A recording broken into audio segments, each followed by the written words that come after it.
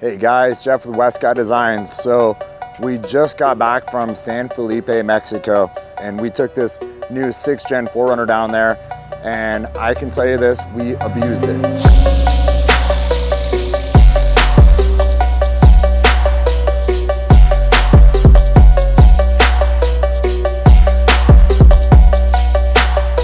We wanted to put it through its paces. It's got our preload collar lift in it. We have a set of Fox coilovers that we're now gonna put in it with some of our new upper control arms that we've built and designed, and then lower trailing arms, the rear links and the rear upper arms as well.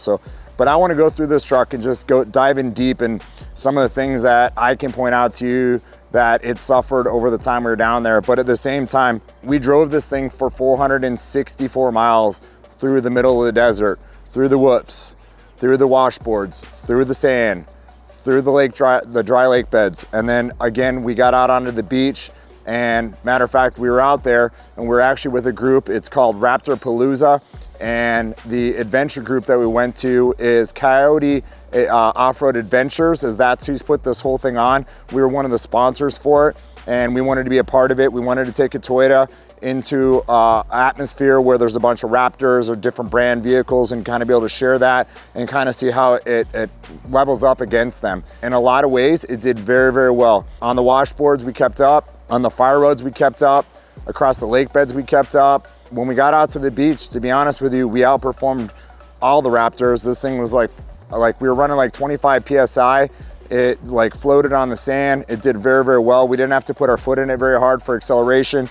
And one of our videos we're gonna share with you, just us pulling out one of the Raptors, and he really didn't like it because we got him out of the sand, and then we thought it'd be best to pull him all the way up to a hard surface, and he was like, no, I'm good. And I was like, no, I think it's better we pull you up to the pavement. So it was kind of like a little bit of a reality check to show just how good this 4Runner does in the sand. Now I want you to know something. We're on the lake bed, probably going anywhere from 70 to 90 miles an hour. We're trying to get film. We're gonna share with you just a small clip of when we were next to one of the vehicles filming. It was a Bronco, and we're next to it, and all of a sudden we hit a crossroad that had been plowed through the lake bed. And so it was kind of like when you shovel snow, it has berms on both sides.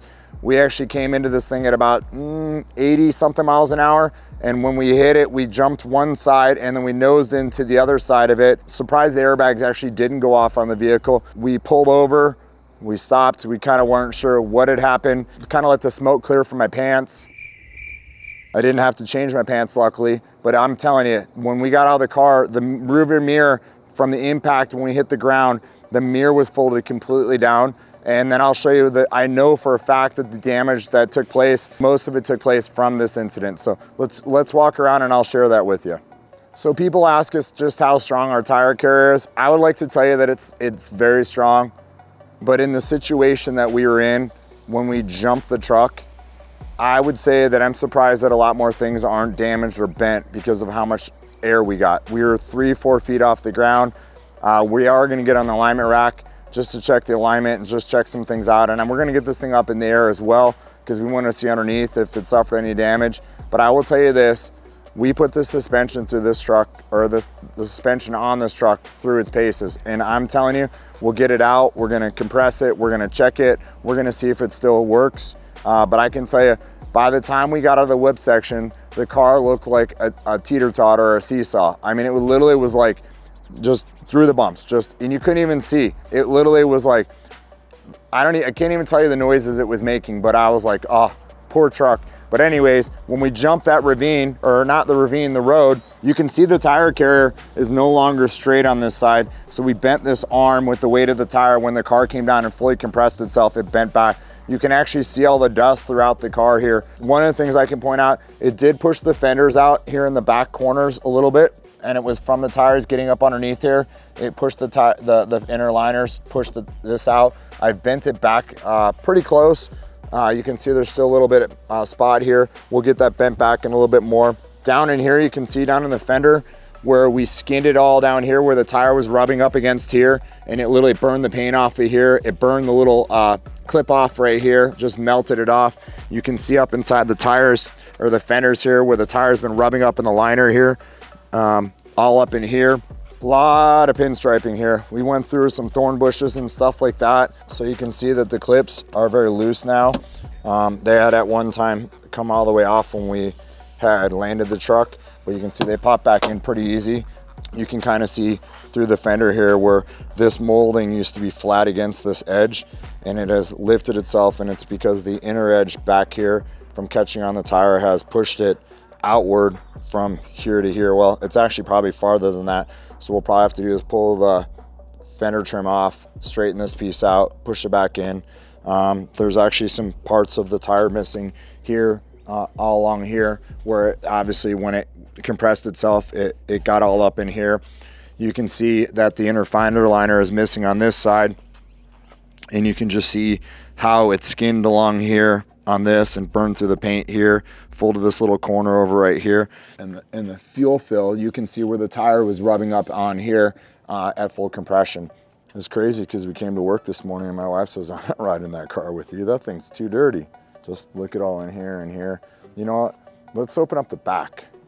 There's that toe strap. We use their toe strap because they didn't want to use our toe strap. You can kind of see through here just like all the dust and all the stuff back here. And we've got obviously the floor piece out because we're still building our piece to go back in here. Look at this. You can actually see the plastic pattern on here from where the dust kind of attracted itself to it. You can just see how much sand is up in here. Extremely dirty here on the inside. You can still see the plastic from when we got it on the doors. So our new switchbar bracket worked out really well. Great location, very easy to see from the driver's seat. You know, it went along with the dash and the coloring on the dash and all the design of the dash. So we're super happy, and you can just see how sturdy it is. And I actually thought that was one of the pieces that would kind of rip itself off the dash when the mirror was like hanging down in this. This worked out really well. We built a bracket that goes on the back side. This is the PCI radio, and then we attached it to our Starlink mount here. It actually just slides in there like that and works really well, but we're able to have our radio right here. It didn't even cause the plastic where it's mounted to crack at all from all the vibration and the hard trail activity. It was crazy. And then down here on the floor, you can just see all the sand. And obviously Chris was sitting in the passenger seat trying to get footage and filming and stuff like that. And you can just see how much sand is down here on the floor. And that's after he's obviously emptied out the floor mat himself. You can see the dust marks on the dash here, just kind of how the dust like ran itself across the plastic and made these like weird shapes and designs. Still have the plastic on the screen here and still have the plastic on here. So obviously we'll take those off once we get this thing all put back together and back in tip-top shape. But I want to show you the front. I know in one of our videos we talked about how well this C-Bond hood, this carbon fiber hood fit on this thing, but it still fits good, but it doesn't fit right, and it's not because of the hood, it's because of the impact and some of the things that we did with the car.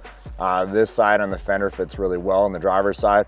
The passenger side is very tight now. The fender has been pushed upward and inward a little bit. It'll need some adjustments.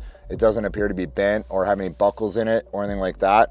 It just has a little bit of alignment issues, and we know that's from down where it mounts out the bottom corner from impact. Is the rock slider has smacked into it from such a hard force at such high speeds, has caused it to push the fender up on this side, which is a total adjustment thing. But you know, we left a good amount of space, but that just tells you how much impact was suffered on the corner of the truck when the truck actually came down to push that fender up on that side. These Toyo AT3s did really well. We ran them down to 25 PSI. These are the bead grip wheels that method makes. You can see up here that all the way back to this back corner here, and then all the way up to here, it rubbed the tire up in here. These are 35 12.5 by 17s, so it is literally probably the biggest tire you'd want to run on these, and I'd say it worked really, really well. This has our lift in it. This is our full 3-inch front lift, and I actually ran in the back our 1.5-inch rear puck because we ran the rear rack on the back just to get the back up a little bit more. Over on this side, you can see down here where the rock slider hit the lower piece here. And as I said, it pushed the fender up. You can see the gap's a little bit tighter right here on it. and the gap's pretty consistent here. But then when you look at the gap on the hood here, it's very tight on this side. And then the fender, where it meets the body roll right here, it's actually up a little bit, so we need to go back down with a little bit there. And then right here against the C-Bond hood, you can actually see where the hood actually hit the fender right here. It didn't take the paint off, but it rubbed some of the finish off of this onto the fender here, which no big deal, we can take care of that. I want to do it. I know you want to see it. We haven't opened the hood yet to check in the air box, but I want to look in the air box and just see how much sand and debris in there, because we followed, there was 20 trucks, and at times I spent the time in the back of the group just because I wasn't familiar with the course and the trails. And as the time went on, I worked my way up to the front just to kind of see if I could run with the Raptors and see how this thing performed in some of the different non-technical or the big whoops. The technical stuff, the sharp corners, in and out of the corners, I put the truck in manual mode. That's where the truck really performed well, was braking hard into the corners and then accelerating out of the corners. I was able to get up in the boost very quickly, and the manual selector did work. Is it super consistent or responsive? It's not, because it's electronic, but it worked really well for those aspects of the thing. There was a time that one of the Raptors, we came down off the ledge, and he stayed on the ledge and he tried to power because he knew that they were both going to merge back in. We actually were a little bit farther out in front of him, and as we came to merge back in, I made the turn. He obviously had to go straight off of it. I wasn't sure he was going to be able to stop in time. I thought maybe he would kind of broadside us, so I jumped on the brakes and let him go ahead. And then we pulled over to talk, and I was talking to Mike, and he says, "Hey, dude, I got to tell you, I'm super impressed with what that truck has and what it does and stuff, and how it's run up against these Raptors." And you're right. You're probably like, well, why didn't you go around and interview all these people? I should have, but these people weren't out there for us. They were out there for themselves, to enjoy themselves. And so I didn't feel like it was my place to go around and interview these people on what they really thought the 4Runner was.